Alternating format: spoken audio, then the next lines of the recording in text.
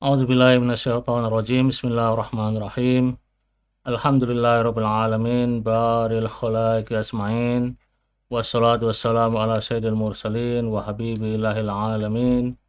Alladzi summiya fis sama'i bi Ahmad wa fil ardi bi Abil Qasim Muhammad wa ala ahli baitihi thayyibin at-tahirin wa ashabihil mayamin al-muntajabin.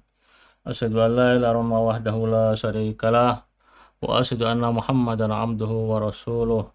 Allahumma shalli ala sayyidina Muhammad wa ala ali sayyidina Muhammad. Rabbi shrah li sadri wa yassir li amri wa hlul 'uqdatam min lisani yafqahu qawli. Assalamualaikum warahmatullahi wabarakatuh. Alhamdulillah, kita berjumpa kembali dalam kajian Ramadan. Mudah-mudahan di bulan yang mulia ini kita tetap menginjakkan kaki kita pada hal-hal yang diridhoi oleh Allah Subhanahu wa taala. Pada suatu hari, Mu'adz bin Jabal berada di rumah Abi Ayyub Al-Ansari bersama baginda Rasulullah sallallahu alaihi wasallam. Bahkan beliau duduk dekat dengan Rasulullah. Lalu beliau bertanya kepada Rasulullah tentang sebuah ayat. Mu'adz berkata, "Ya Rasulullah, ara'aita qaulallahi ta'ala, yawma yunfahu fis suri fata'tuna afwaja." Mu'adz bertanya kepada Rasulullah, "Wahai Rasulullah, apakah engkau melihat hakikat pemandangan dari ayat ini? Yawma yunfahu, itu hari ketika dibunyikan trompet, maka manusia datang berkelompok-kelompok. Fata'tuna afwaja, kamu akan datang berkelompok-kelompok." Faqala Nabi, kemudian Nabi berkata, "Ya Mu'adz, laqad sa'alta an amrin 'adzim." Wahai Mu'adz, kau telah bertanya tentang hal yang sangat besar, sangat agung. Tidak lama, summa arsala ainaihi bahagian.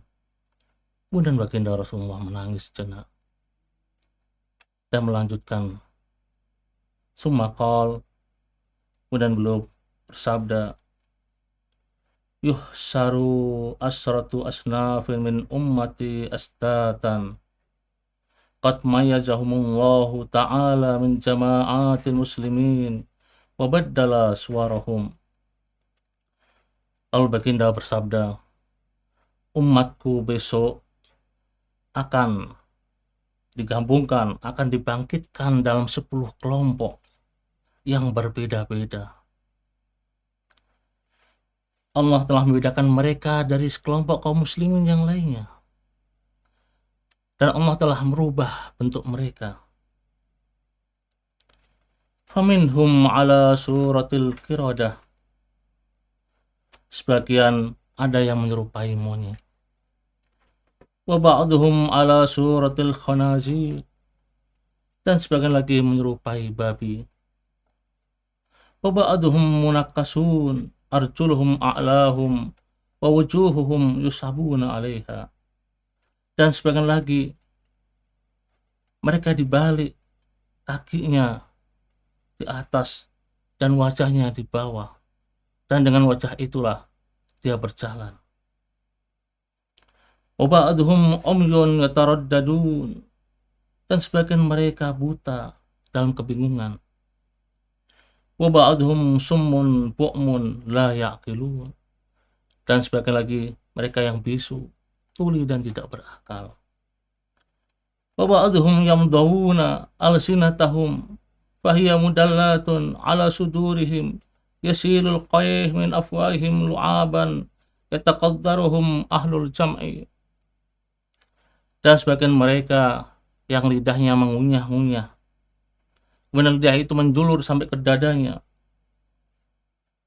kemudian keluarlah dari mulut mereka nanah yang menjijikkan, sehingga orang-orang di sekitarnya merasa jijik akan hal itu.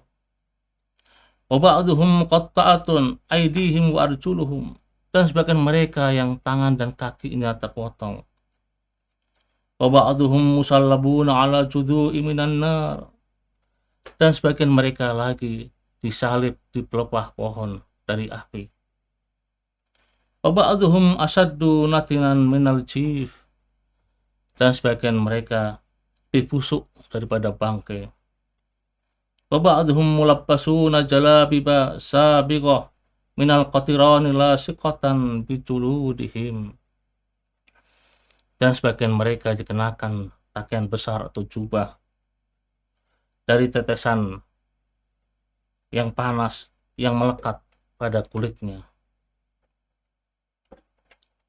Fa'amal ladina ala suratil qiradah falqattatu minan nas, yakni an-namam. Adapun mereka yang menyerupai monyet, maka adalah orang-orang yang suka mengadu domba. Wa amal ladina ala suratil khanazir fa ahlus sutti wal haram wal muqsi. Adapun orang-orang yang menyerupai babi adalah orang-orang yang suka makan dari harta haram dan suka mengambil dari pungutan liar. Wa amal munakasuna ru'usuhum wa wujuhuhum fa akilatur riba. Adapun mereka yang kepala dan kakinya terbalik adalah orang-orang yang suka makan riba. Wal umyu may yajuru fil hukmi. Adapun orang yang buta, mereka suka menyelewengkan dalam hukum. Wasummul bu'mu alladzina yu'jibuna bi'amalihim. Adapun yang bisu dan tuli, mereka adalah orang-orang suka ujub terhadap amal mereka sendiri. Walladzina yamdaghuna alsinatahum. Adapun orang-orang yang selalu mengunyah adalah fal ulama wal qudat alladzina yukhalifu qauluhum fi'lahum.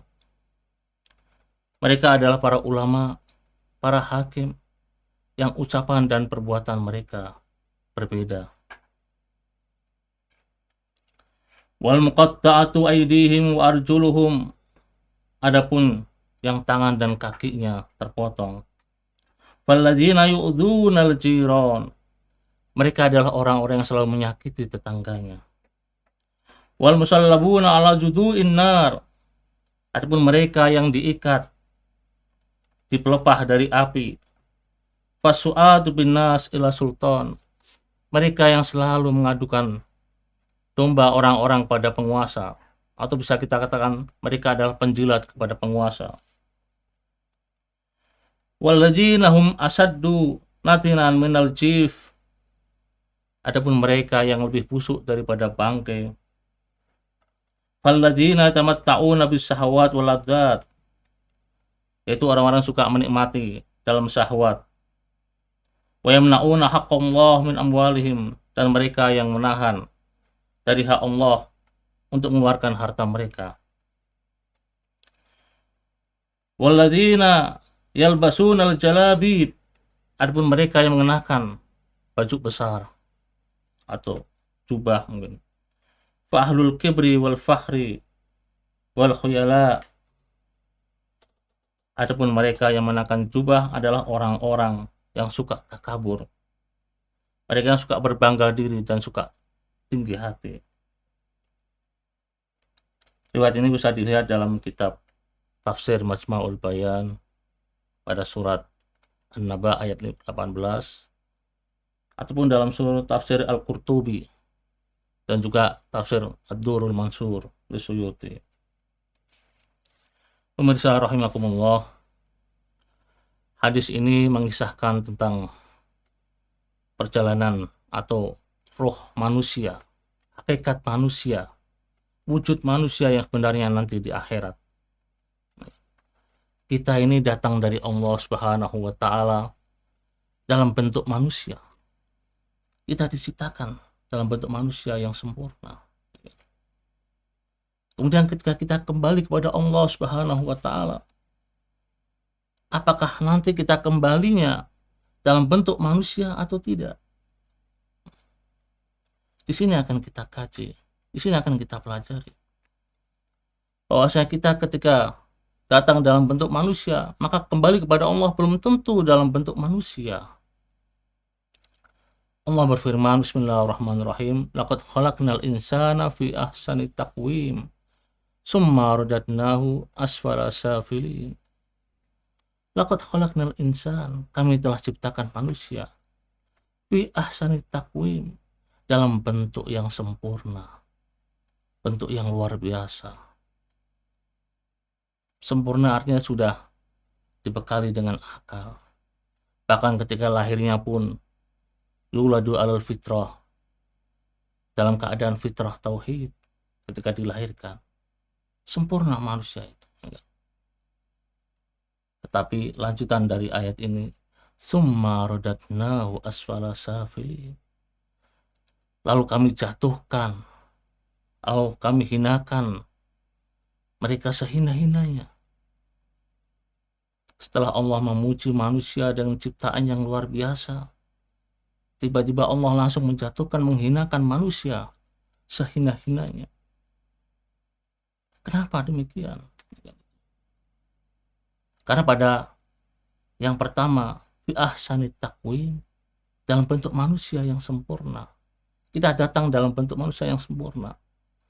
Tapi ketika kita kembali kepada Allah, apakah kita dalam bentuk yang sempurna manusia kita, hakikat manusia kita masih ada? Nah, di sini sudah hilang. Sehingga manusia dihinakan sehina-hinanya.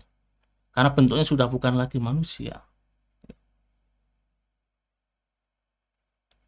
Pemirsa rahimakumullah, kitalah yang merubah ahsanat taqwim menjadi asfala safilin. Kita yang merubah manusia yang sempurna menjadi manusia yang hina, bahkan lebih hina daripada binatang. Sebagaimana dalam ibarat Al-Quran, inhum illa kal an'am balhum adallu sabila.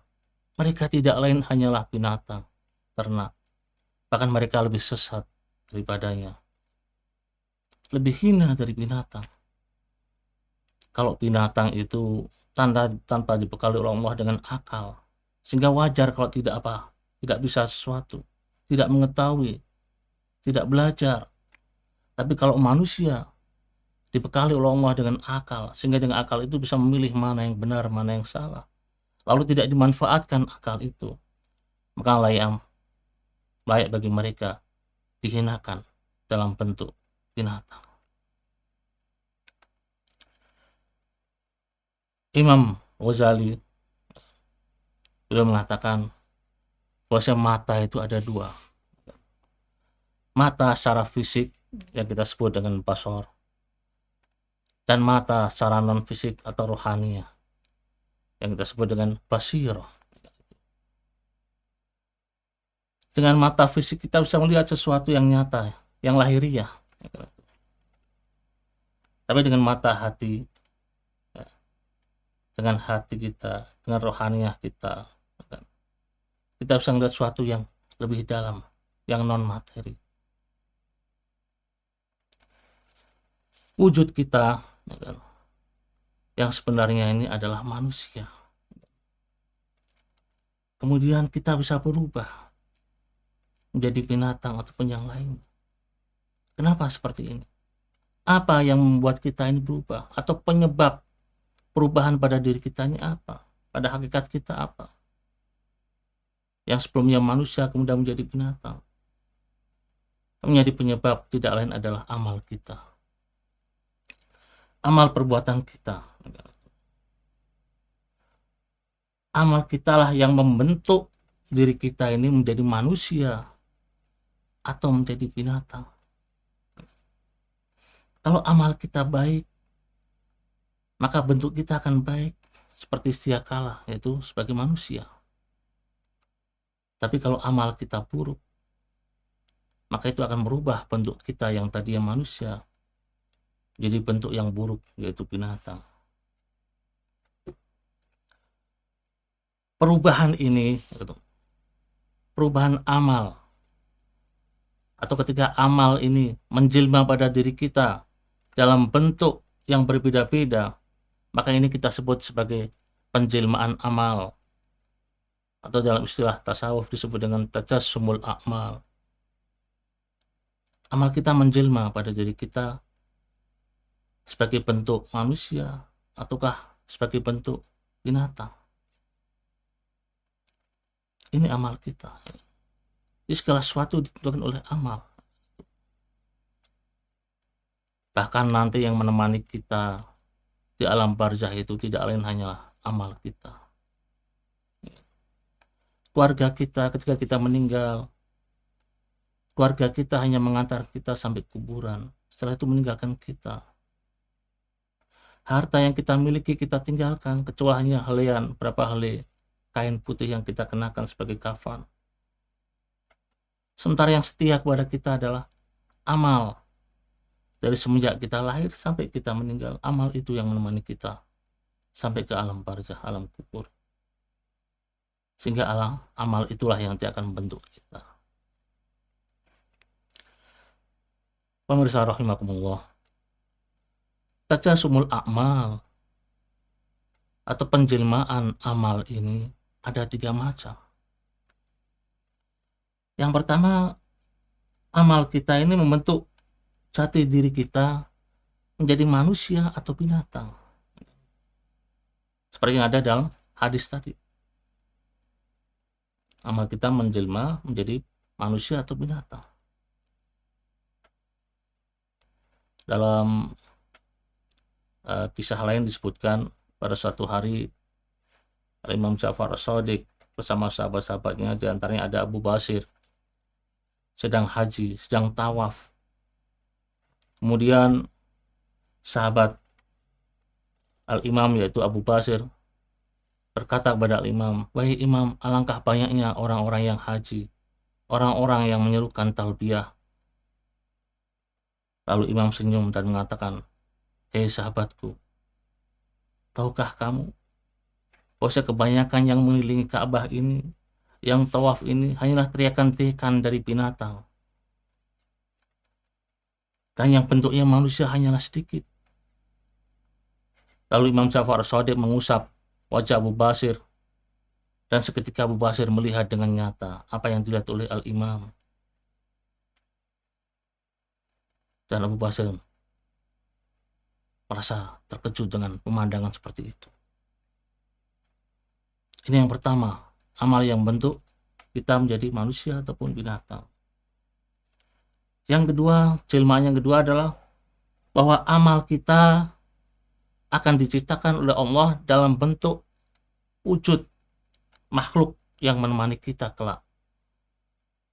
Di selain kita nanti dibentuk atau amal kita membentuk kita menjadi manusia ataupun binatang, di sana Allah menciptakan satu makhluk lagi, makhluk satu lagi, yang makhluk itu sebenarnya hasil dari amal kita, perwujudan jelmaan dari amal kita. Jadi amal kita ada yang bentuk diri kita sendiri, ada lagi amal yang berbentuk makhluk yang menemani kita. Sehingga dalam beberapa riwayat dikatakan ketika seorang nanti dikubur, ya, masuk alam barzah, alam kubur, maka di sana ada cahaya-cahaya yang menemaninya. Ada makhluk-makhluk yang berbentuk yang menemaninya. Sehingga orang yang dikubur di dalamnya akan bertanya, "Siapa Anda?" Yang di depannya. Lalu yang di sebelah kanannya, "Dan siapa kamu?" "Siapa kamu?" Di sebelah kirinya. Yang di belakang juga demikian. Lalu makhluk-makhluk itu menjawab, "Hei fulan, aku adalah sholatmu yang dulu tidak pernah kau tinggalkan. Aku adalah puasamu. Aku adalah hajimu. Aku adalah sedekahmu," dan seterusnya.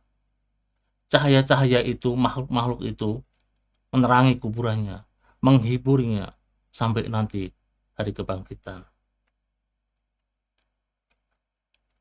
Dan yang ketiga, amal kita akan berwujud dalam bentuk dampak atau akibat. Jadi akibatnya apa dari sebuah perbuatan kita? Nah, setiap perbuatan manusia itu memiliki dampak yang tidak secara langsung dan dampak secara langsung. Apa contohnya dampak yang secara tidak langsung?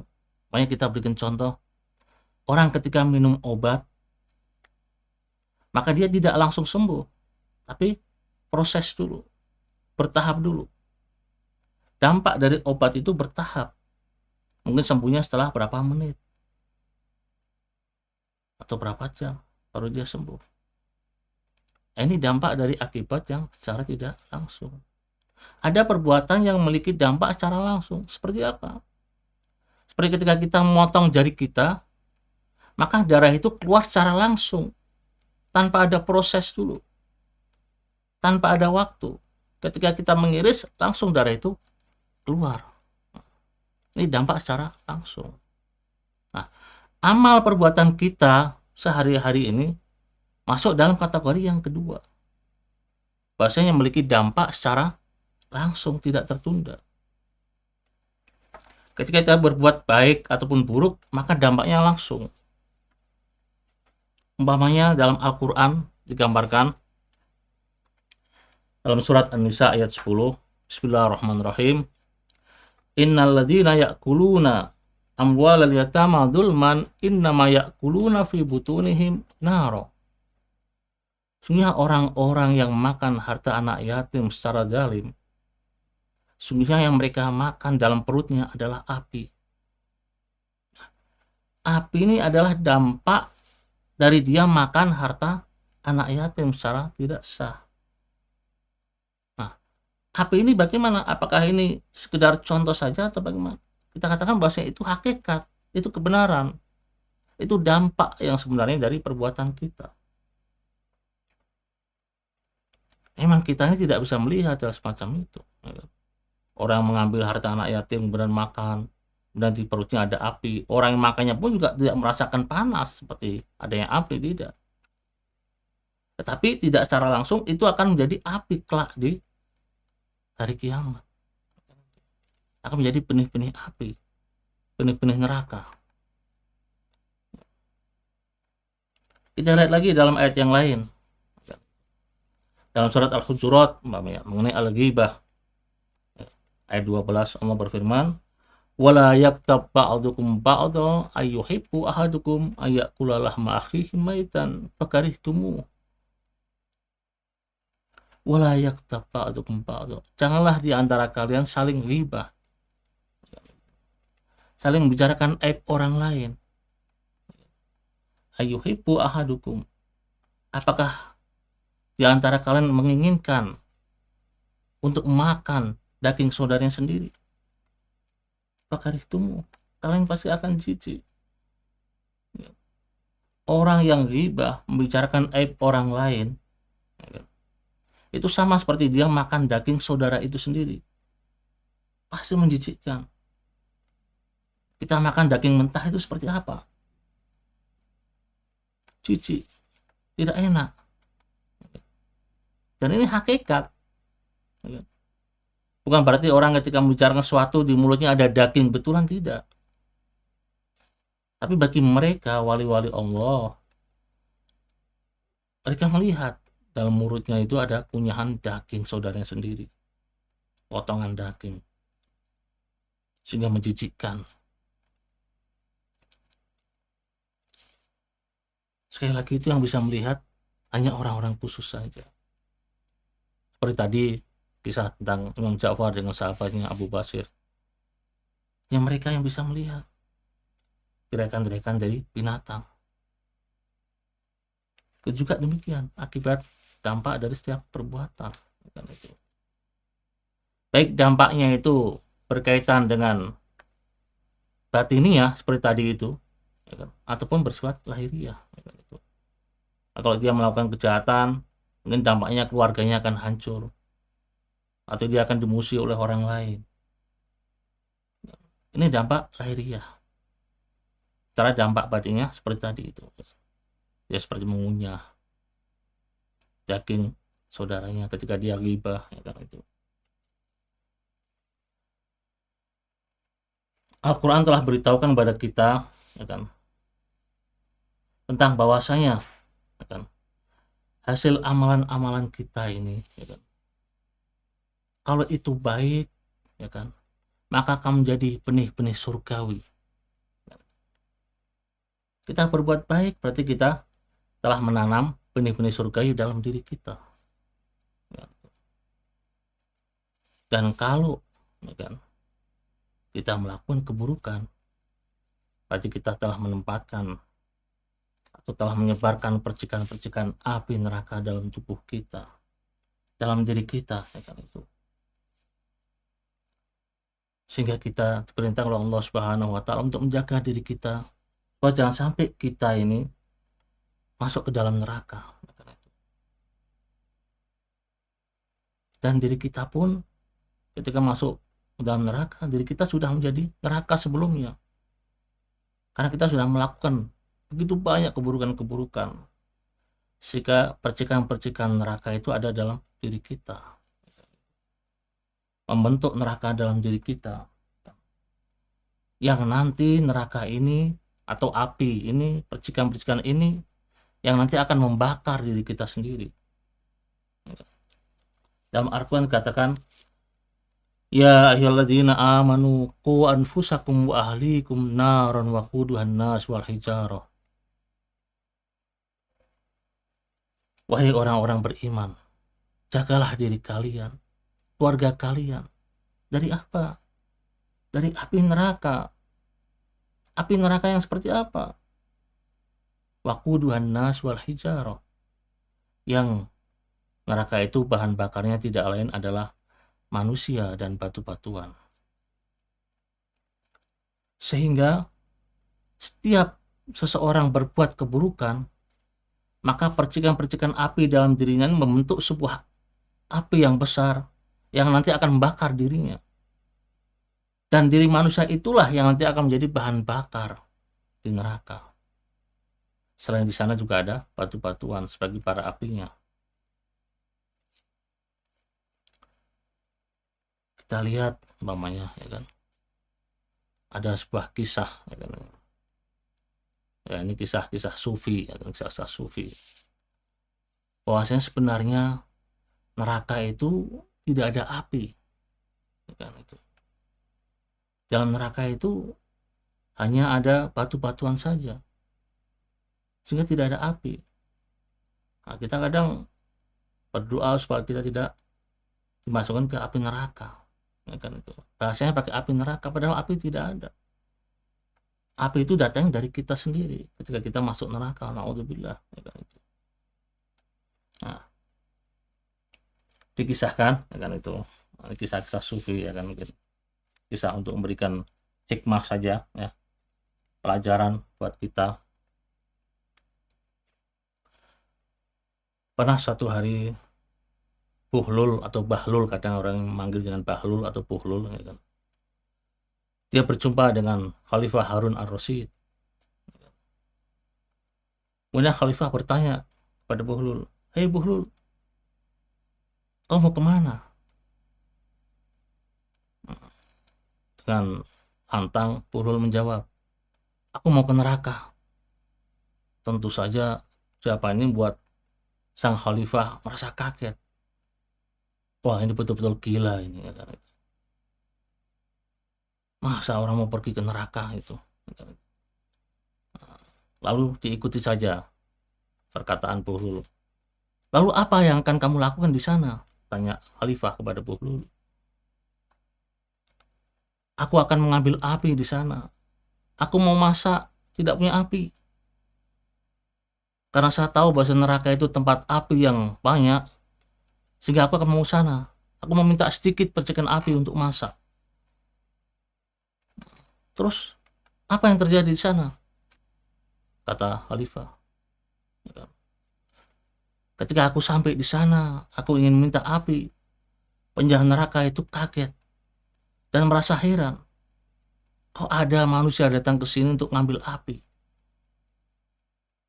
Lalu penghuni atau penjaga neraka itu menjawab, "Hei manusia, di sini nggak ada api.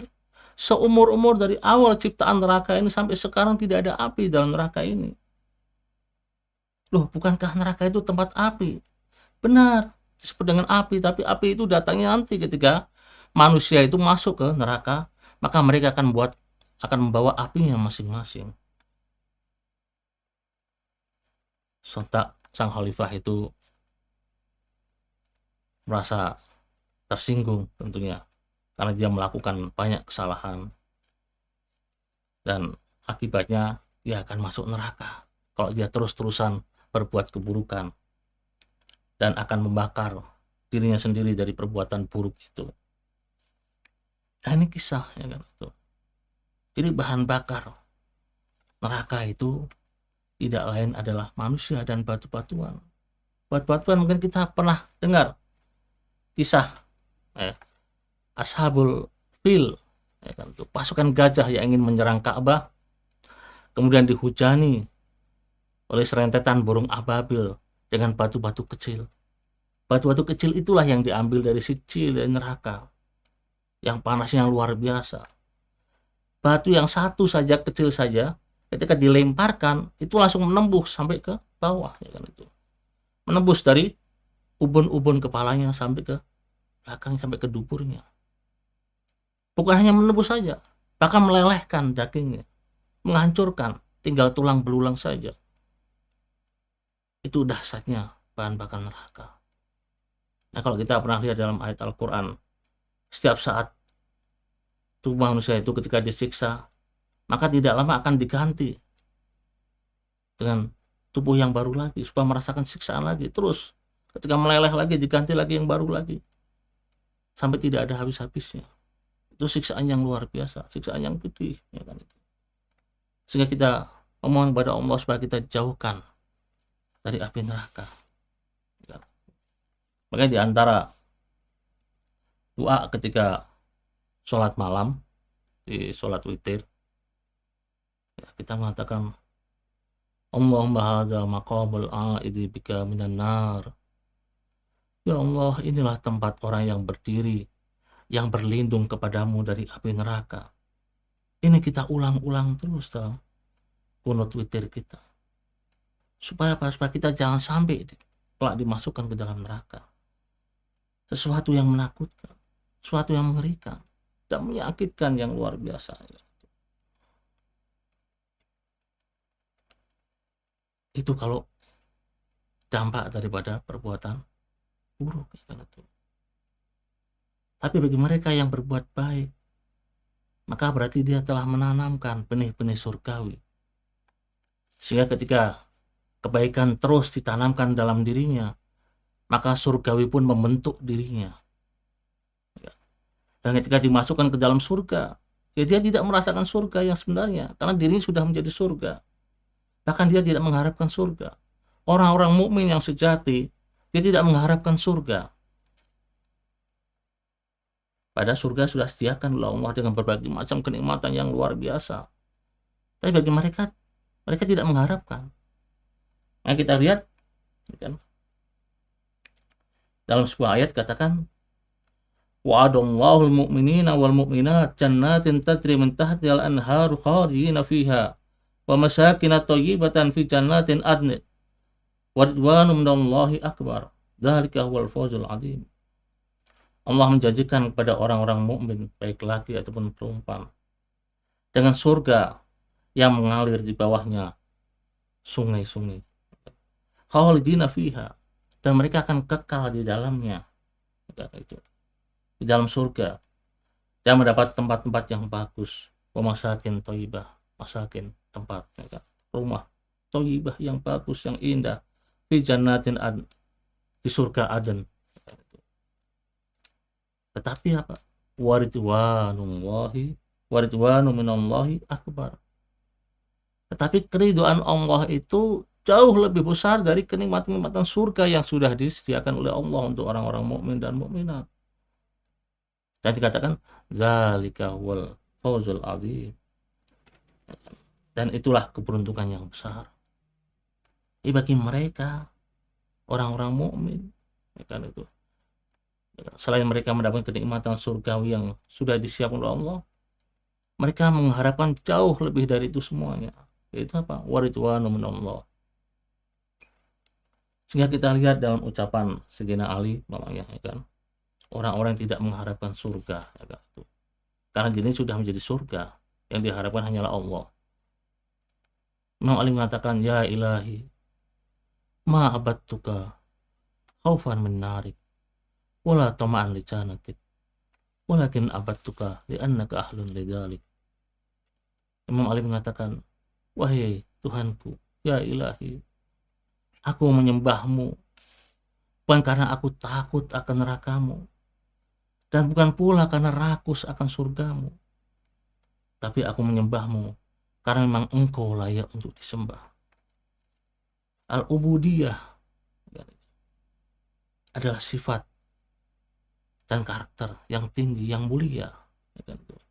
Menjadi hamba Allah adalah sesuatu yang mulia.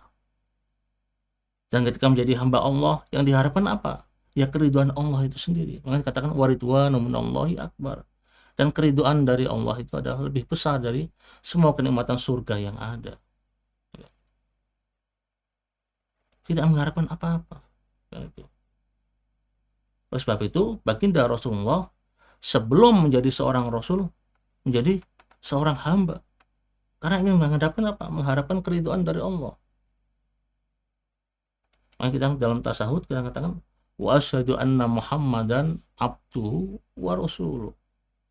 Dan aku bersaksi bahwa saya Muhammad SAW adalah seorang hamba dan seorang utusan. Abduhu, hambanya dan utusannya. Jadi hamba dulu. Penghambaan al-ubudiyah ini makom tinggi, yang harus dicapai. Sementara Rasul dan yang lain-lainnya itu adalah jabatan berikutnya. Jadi hamba sehingga diridhoi oleh Allah Subhanahu wa taala. Mudah-mudahan di bulan suci Ramadan ini kita bisa terus melakukan hal yang baik, beramal yang baik. Mari kita tanam benih-benih surgawi dalam diri kita, yang kelak kita akan menjadi surgawi di akhirat. Wa ma taufiqi illa billah, alaihi tawakkaltu wa ilaihi unib. Astaghfirullahaladzim wa lakum. Wassalamualaikum warahmatullahi wabarakatuh.